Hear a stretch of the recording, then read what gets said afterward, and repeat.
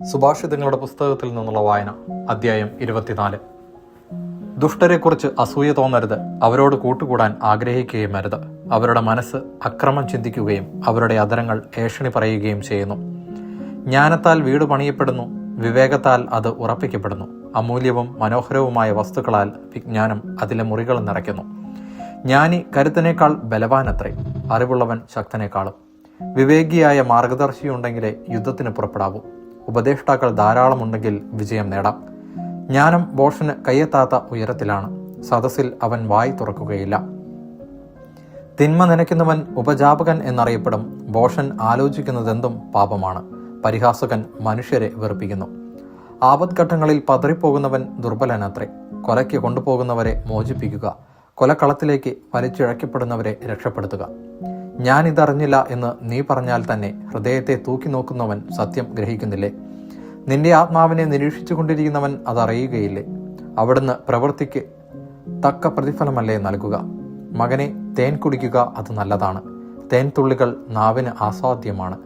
നിന്റെ ആത്മാവിന് വിജ്ഞാനവും അതുപോലെ ആണെന്നറിയുക. അത് നേടിയാൽ നിനക്ക് നല്ല ഭാവിയുണ്ടാകും. നിന്റെ പ്രതീക്ഷയ്ക്ക് ഭംഗം നേരിടുകയുമില്ല. നീതിമാന്റെ പാർപ്പിടത്തിനെതിരെ ദുഷ്ടനെ പോലെ പതിയിരിക്കരുത്, അവന്റെ ഭവനത്തെ ആക്രമിക്കുകയുമരുത്.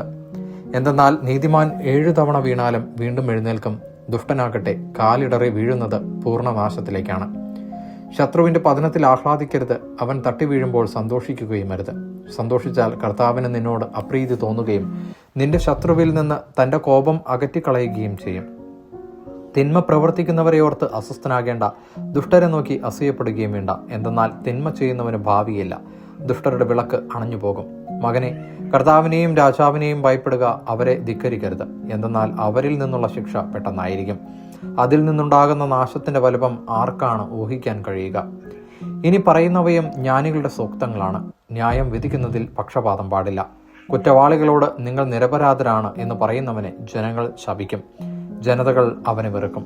എന്നാൽ കുറ്റവാളികളെ ശാസിക്കുന്നവർ സന്തോഷം അനുഭവിക്കും, അവർക്ക് സമൃദ്ധമായ അനുഗ്രഹം ലഭിക്കും. സത്യസന്ധമായ ഉത്തരം നൽകുന്നത് ചുംബനം നൽകുന്നത് പോലെയാണ്. ആദ്യം പുറത്തെ ജോലികൾ ക്രമപ്പെടുത്തുക, വയലിലും എല്ലാം സജ്ജീകരിക്കുക. അതിനുശേഷം വീട് പണി തുടങ്ങുക. അയൽക്കാരനെതിരെ അകാരണമായി സാക്ഷി നിൽക്കരുത്, അവനെ വാക്കുകൊണ്ട് വഞ്ചിക്കുകയും അരുത്. എന്നോട് പ്രവർത്തിച്ചതുപോലെ ഞാൻ അവനോടും പ്രവർത്തിക്കും, അവൻ ചെയ്തതിന് ഞാൻ പകരം ചെയ്യും എന്ന് നീ പറയരുത്. ഞാൻ അലസന്റെ വയലും ബുദ്ധിശൂന്യന്റെ മുന്തിരിത്തോപ്പും കടന്നുപോയി. അവിടെയെല്ലാം മുള്ളുകൾ നിറഞ്ഞിരുന്നു. നിലമാകെ കളകൾ കൊണ്ട് മൂടിയിരുന്നു. അതിന്റെ കടൽ ഭിത്തി ഇടിഞ്ഞു പൊളിഞ്ഞു കിടക്കുന്നു. അതുകൊണ്ട് ഞാൻ ചിന്തിച്ചു, അതിൽ നിന്ന് ഒരു ഗുണപാഠം പഠിക്കുകയും ചെയ്തു. കുറച്ചു